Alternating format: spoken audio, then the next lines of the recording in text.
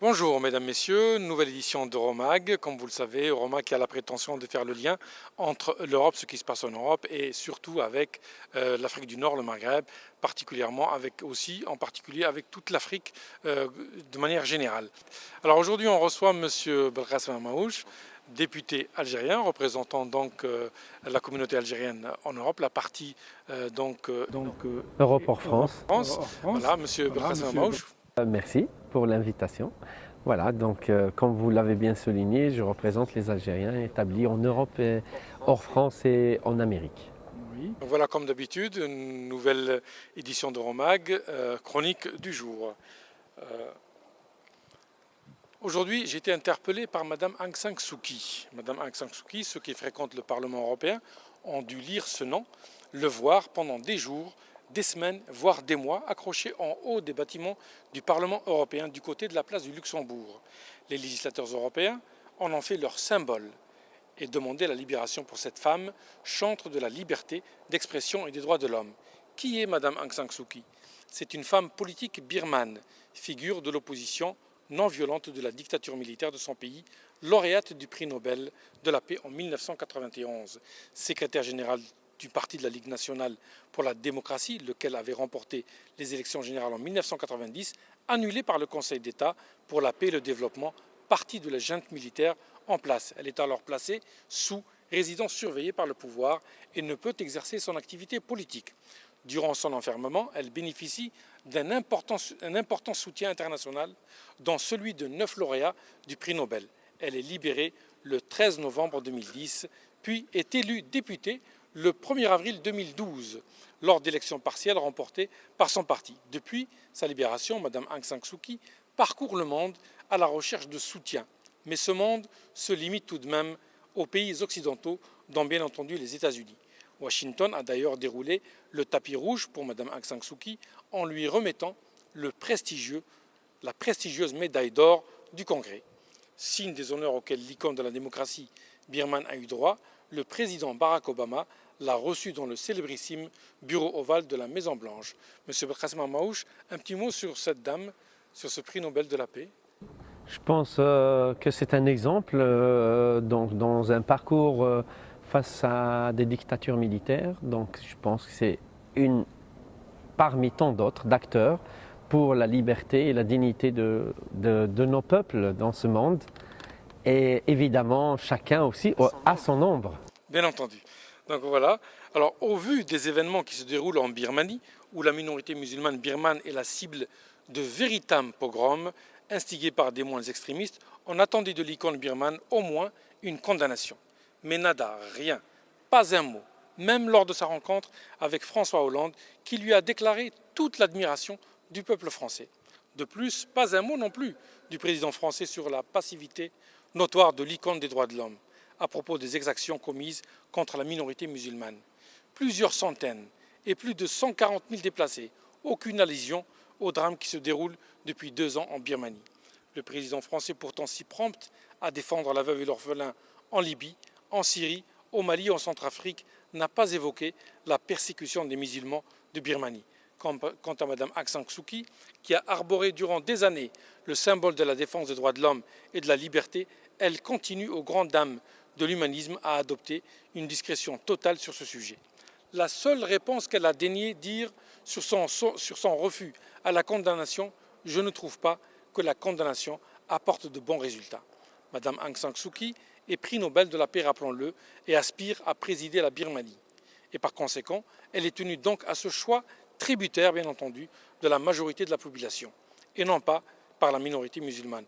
Et donc elle pratique pour l'heure ce que l'on a appelé le relativisme moral face aux violations des droits de l'homme commises dans son pays.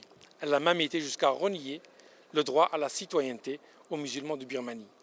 Malgré cette attitude indigne du lauréat du prix Nobel de la paix, les Occidentaux sont encore tout en admiration devant cette dame. Et pourtant, le rapporteur spécial à l'ONU pour les droits de l'homme au Myanmar avait dressé un tableau accablant par le régime en place avec lequel collabore celle qui continue d'être présentée abusivement au regard des faits comme une opposante birmane.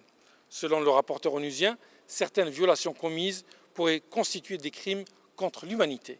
Mais ce n'est pas le seul rapport.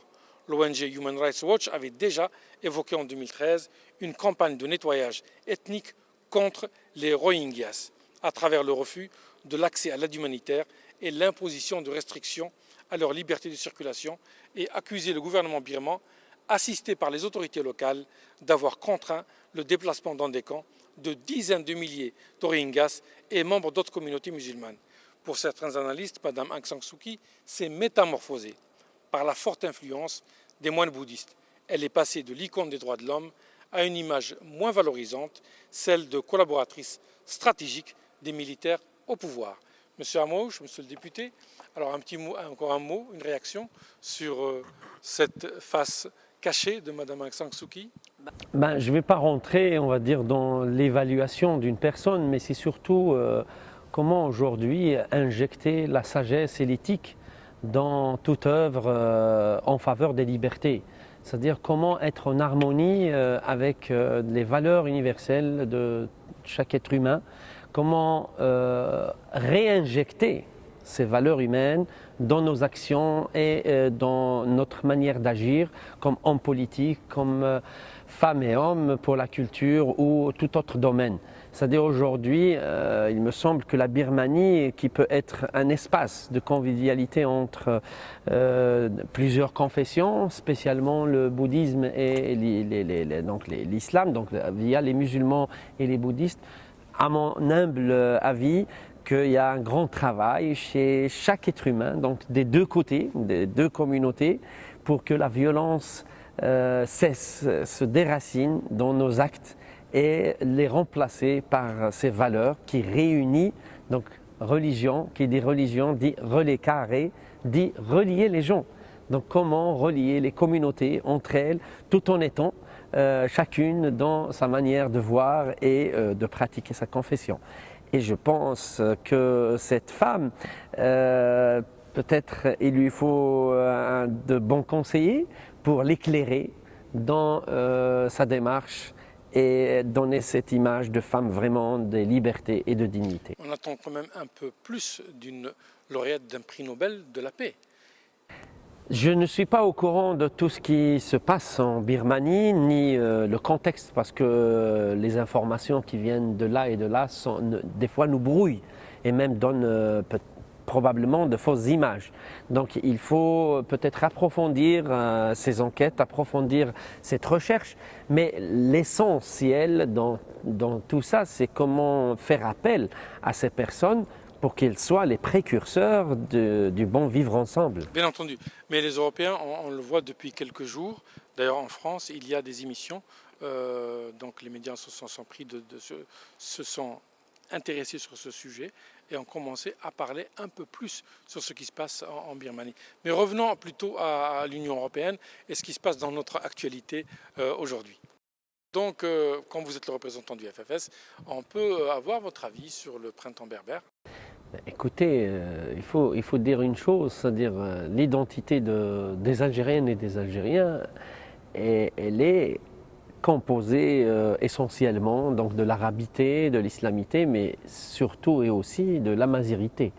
Donc une dimension qui a été marginalisée tant d'années, où il y a eu ce qu'on appelle le printemps berbère ou le printemps amazir dans les années 80. Donc en 1980, il y a eu ce printemps amazir où des militantes et des militants se sont mobilisés par des marches pacifiques pour revendiquer les droits culturels et linguistiques, donc la langue amazigh, qu'elle soit officialisée, constitutionnalisée, et à ce jour, c'est-à-dire ce qui est dommage, ce qui n'a pas été constitutionnalisé, qu'elle soit langue nationale et officielle à côté de la langue arabe, et pourquoi pas d'autres langues aussi qu'on peut utiliser sous un bon soleil. Ce qu'il faut aussi, je condamne fermement les agitations pour que la Kabylie sombre encore une autre fois dans la violence et la dérive des guerres, donc pour fragiliser ce pays.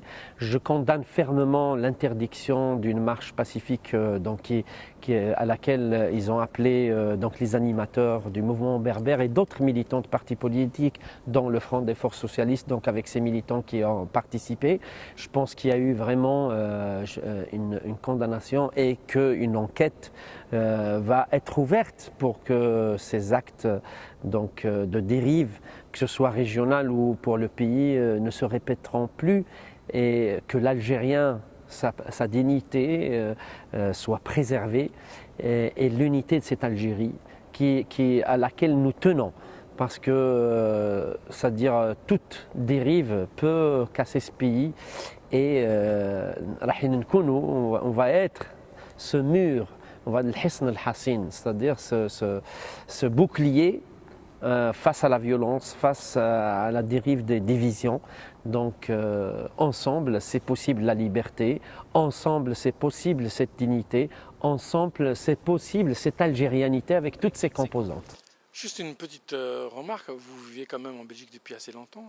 Belgique, c'est un État fédéral où il y a effectivement plusieurs langues officielles, mais ce qui est de particulier en Belgique, c'est que c'est un État fédéral. Donc juridiquement, ça permet bien entendu d'avoir des langues officielles, mais mesurez-vous la difficulté de l'officialisation du tamazight dans un État unitaire? Je pense que c'est pour ça que le Front des forces socialistes donc, appelle à un débat beaucoup plus profond pour refonder cette Algérie sur la base d'un contrat consensuel où tous les partenaires politiques, culturels et socio-économiques se mettent à table pour vraiment cette Algérie, c'est-à-dire cette vision de l'Algérie avec ses dimensions. Et c'est tout à fait normal. Donc, ce qui est étonnant, vous citez la Belgique qui est un des petits pays d'Europe en superficie et qui a 3 parlements et qui a 3 langues officielles. Et comment l'Algérie, qui est le premier pays en superficie en Afrique, qui n'arrive pas encore à inclure officiellement dans toutes ces institutions donc cette pluralité et cette richesse linguistique et culturelle que l'Algérie. C'est-à-dire, c'est un choix, c'est un statut d'un pays. C'est-à-dire que l'Algérie est un État unitaire, il ne faut pas l'oublier. La Belgique est un État fédéral. Est-ce que dans un État unitaire, on peut avoir plusieurs langues officielles? Ça, c'est la question. Mais ce n'est pas la question, parce que en tout cas, c'est la revendication. Pardon. En tout cas, aujourd'hui, c'est la revendication des Amazirs qui veulent officialiser la langue dans un État unitaire. La seule possibilité pour le faire, la seule possibilité aujourd'hui pour le faire, c'est d'avoir un statut de pays fédéral. Il me semble. Mais on ne peut pas officialiser. Si on officialise une langue comme le tamazight, ça veut dire qu'on veut exclure la grande majorité de la population. Il ne faut pas l'oublier, juridiquement c'est ça. Maintenant, si on fédéralise, bien entendu, ça il faut le dire, il faut le souligner, parce que beaucoup de gens s'amusent à vouloir l'officialisation de la langue, mais ne veulent pas. Donc il faut choisir, c'est un choix. Ce débat, c'est un débat qui peut venir après. Sur la question que l'Algérie soit un pays unitaire ou fédéral ou X ou Y. Aujourd'hui, comment s'asseoir autour de la table pour refonder le projet Algérie? C'est-à-dire, justement, on ne s'entend pas sur l'Algérie. C'est-à-dire, qu'est-ce qu'on met dedans? Et comment ces institutions devraient y être? Et aujourd'hui, c'est ça, c'est-à-dire la question de fond, c'est comment refonder l'Algérie sur des bases consensuelles, c'est-à-dire où tout le monde est d'accord. Et c'est un travail sur soi d'abord et un travail avec les autres. C'est-à-dire le travail consensuel demande plus d'efforts qu'un travail majorité-minorité. Donc la question de la langue, la question des langues, la question des cultures, pas seulement, c'est-à-dire ce qui s'est passé à Guerdaya, ça nous a fait énormément, parce que parler aussi d'une culture, c'est aussi l'architecture. Donc l'architecture des Mzab aujourd'hui est aussi c'est-à-dire menacée. L'architecture de l'Algérien comme Algérien, c'est-à-dire sa squelette, son identité est menacée, tout entière. C'est-à-dire même l'arabe aujourd'hui, comment retravailler la langue arabe dans le cadre algérien? Comment retravailler l'islam aussi? Comment reparler de cette islamité que nous portons? Quelles valeurs que nous portons? Donc aujourd'hui, refonder l'Algérie sur une base consensuelle. Je dis bien parce que ce qui est prioritaire aujourd'hui, c'est surtout cette charte consensuelle, c'est-à-dire pour laquelle, par exemple, aujourd'hui le FFS appelle à une conférence nationale du consensus, où tous les acteurs, y compris ceux qui sont dans le système... Qu'est-ce qu'il dit exactement quand vous parlez de consensus? bien sûr c'est un accord entre les différents partis, mais dans quel cadre voulez-vous ce consensus? Est-ce que vous le voulez dans un cadre régionaliste, c'est-à-dire qu'on va régionaliser, décentraliser, parce qu'aujourd'hui le problème de la centralisation en Algérie est un problème très important. Est-ce qu'on s'achemine peut-être vers un fédéralisme? On ne sait pas. Quel est le cadre que prône le... Alors, le FFS n'a pas de préalable. Aujourd'hui, justement, vu les expériences passées, nous avons tiré des leçons de l'expérience passée. Avant, le FFS mettait des préalables. C'est-à-dire, voilà ce qu'on va faire, ce qu'on va faire, ce qu'on va faire. Et on a eu toujours des blocages. Aujourd'hui, le FFS, il est ouvert. Il est à l'écoute de toutes les propositions. C'est-à-dire, l'essentiel, c'est de se mettre à table. Parce que tout le monde, y compris ceux du régime, disent que l'Algérie va mal. C'est-à-dire, soyons des hommes, des femmes qui se mettent ensemble à table pour en parler de ce mal et de le guérir par des solutions efficaces. Et nous estimons au sein de nos rangs que seul un consensus sur des bases est ce qui est prioritaire aujourd'hui, c'est pour ne pas laisser aussi le quotidien des personnes partir comme ça, c'est surtout de s'entendre sur les grandes lignes des politiques économiques, des politiques sociales. Donc on parle de l'Europe, c'est-à-dire ces accords avec l'Europe, c'est que l'Algérien devrait être un acteur dedans, ne devrait pas subir.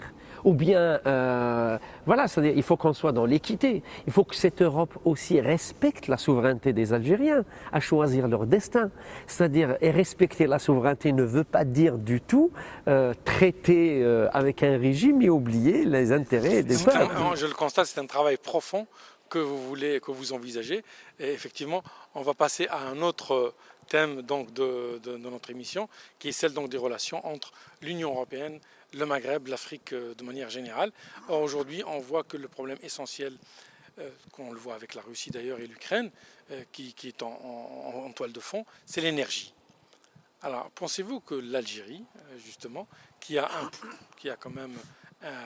le deuxième ou le troisième fournisseur pour l'Union, le deuxième fournisseur pour l'Union européenne en énergie, puisse jouer un rôle important? Et évidemment, l'Algérie, non seulement, parce que quand on parle d'énergie, il ne faut pas réduire l'énergie au pétrole et au gaz. Je pense qu'aujourd'hui, il y a un manque, il n'y a pas du sérieux dans les politiques énergétiques algériennes. C'est-à-dire on a concentré toute la politique énergétique de l'Algérie sur le gaz et le pétrole. Or, l'Algérie, c'est aussi cette terre qui a le soleil, cette terre qui a la mer, cette terre qui a les minéraux. Donc il y a aussi ce qu'on appelle l'énergie renouvelable. Et c'est le futur des énergies comme le pétrole et autre chose, et ses dérivés. Aujourd'hui, c'est-à-dire, c'est le manque d'une crédibilité, d'un pouvoir politique qui fait que les Européens font ce qu'ils veulent de nous. Aujourd'hui, comment avoir un pouvoir politique crédible qui fait face à la machine Europe qui est aujourd'hui en crise? Il ne faut pas l'oublier que l'espace européen est en crise économique. Donc ça veut dire que l'Algérie, c'est un marché. Mais ne sont pas seulement un marché. Nous avons les capacités d'être des vrais partenaires pour des projets d'ensemble. C'est-à-dire du win-win, où l'Algérien gagne et l'Européen peut gagner aussi. Donc aujourd'hui, il faut faire vraiment un travail de fond en Algérie sur les politiques des différentes énergies à utiliser. C'est-à-dire ce qui est un peu bizarre, en Suède on utilise les feux de signalisation avec l'énergie du soleil, et en Algérie on n'utilise pas du tout voilà, c'est-à-dire c'est frappant, c'est-à-dire un pays de soleil. Il y a le fameux projet Desertec, qui a été d'ailleurs... Desertec qui est bloqué aujourd'hui, c'est-à-dire il n'a plus sa place en Algérie. Pourquoi? Parce qu'il y a trop d'intérêts. Il y a trop de partenaires qui veulent bouffer cette part de gâteau, et c'est dommage que ce projet Desertec a pris son siège au Maroc. C'est-à-dire officiellement il est au Maroc, il n'est pas en Algérie. Et l'Algérie reste une pièce maîtresse, à mon humble avis, non seulement dans cette relation Europe-Maghreb, mais c'est surtout ses relations avec ses semblables, la Tunisie, le Maroc et d'autres pays. Est-ce que vous pensez que l'Algérie joue tous ses atouts avec l'Union européenne aujourd'hui, surtout que l'Union européenne est en crise financière, comme vous l'avez souligné? Mais je ne vais pas fuir. Il faut dire une chose. Tout est lié au régime politique. Donc quand on a un régime politique crédible, toutes les solutions peuvent venir. Quand la crédibilité du régime est entachée, à mon humble avis, on ne peut pas faire grand-chose. Même si on se vante, ou on chante ça sur tous les toits, mais on ne peut pas faire grand parce qu'il n'y a pas cette volonté du peuple derrière. Il y a une perte de confiance, il faut le dire, il y a une perte de confiance entre les représentants de ce peuple et ses dirigeants et le peuple lui-même. Mais l'Union européenne, ouais, pardon, mais l'Union européenne, elle met toujours en avant surtout le problème de l'immigration. Toujours cette question, on a l'impression que c'est un problème crucial pour l'Union européenne, alors qu'elle ne reçoit pas énormément de vagues d'immigration, surtout depuis les crises qu'on a connues en Syrie, en Libye, etc.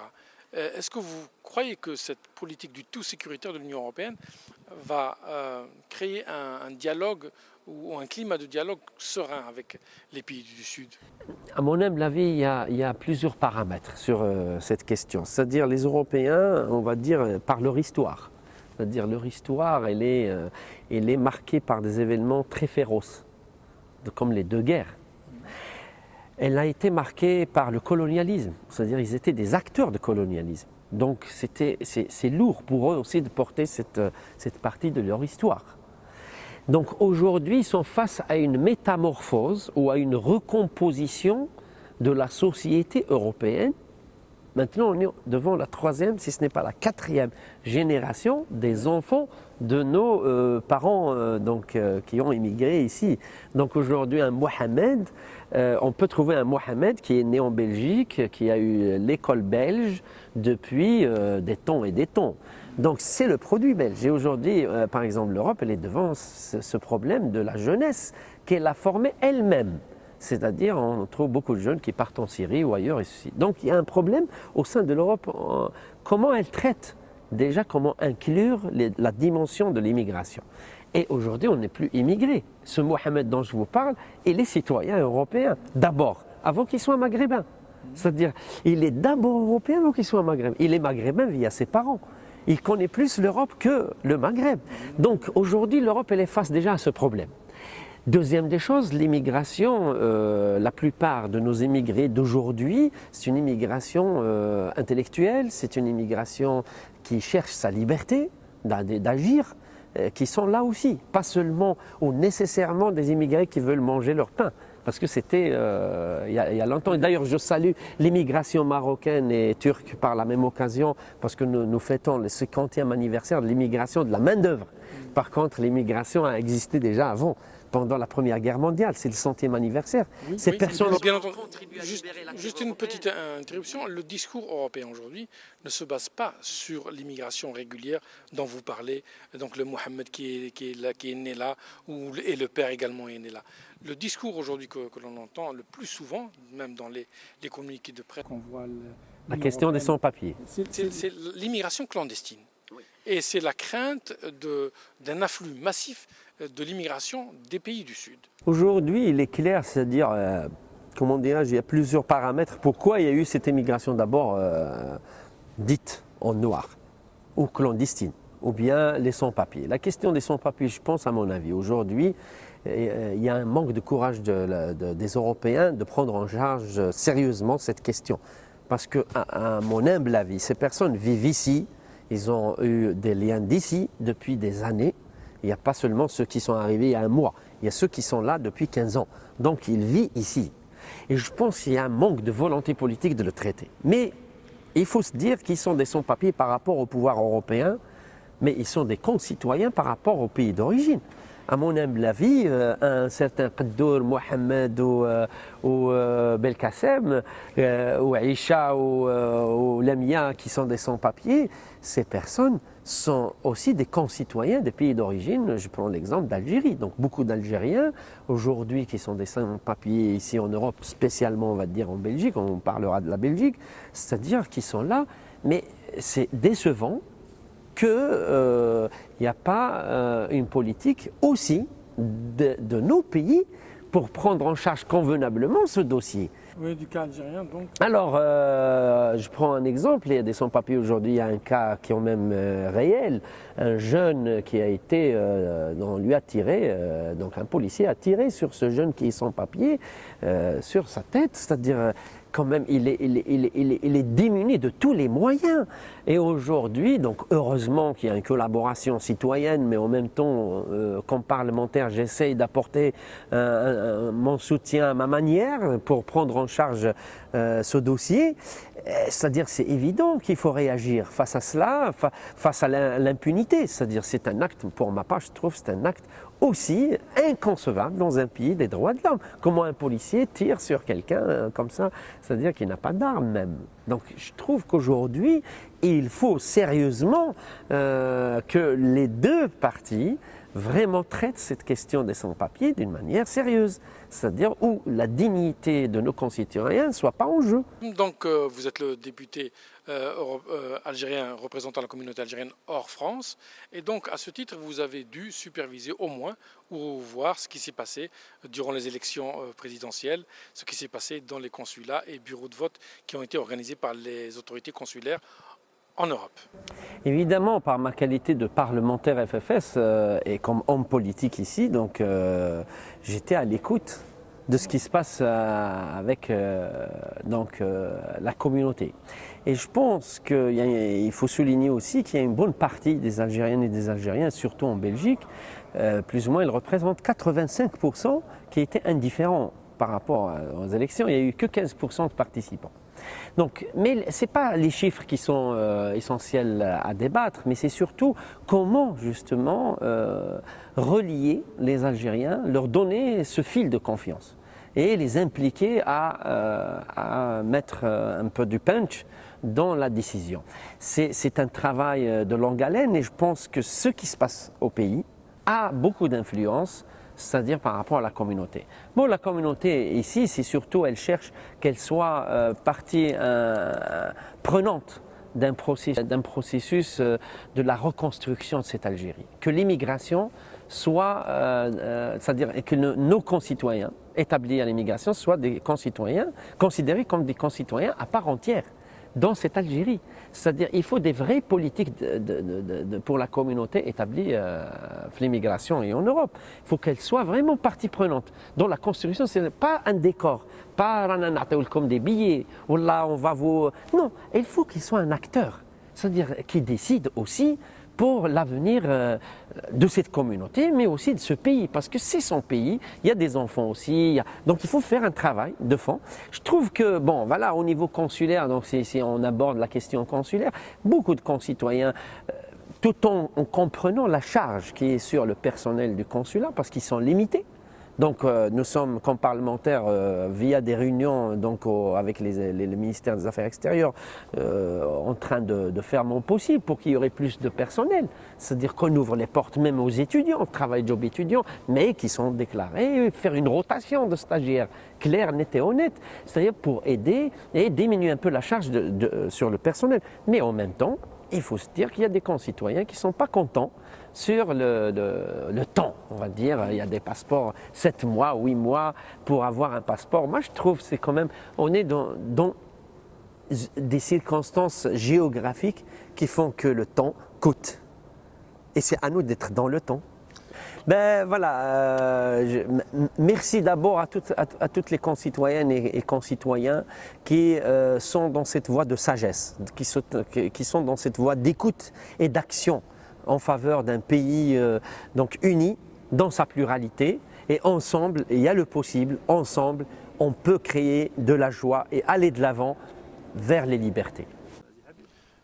Merci, notre émission se termine avec monsieur le député, donc monsieur Belkacem Amrouche. Ça a été un plaisir donc de vous recevoir dans notre émission Euromag, la prochaine émission.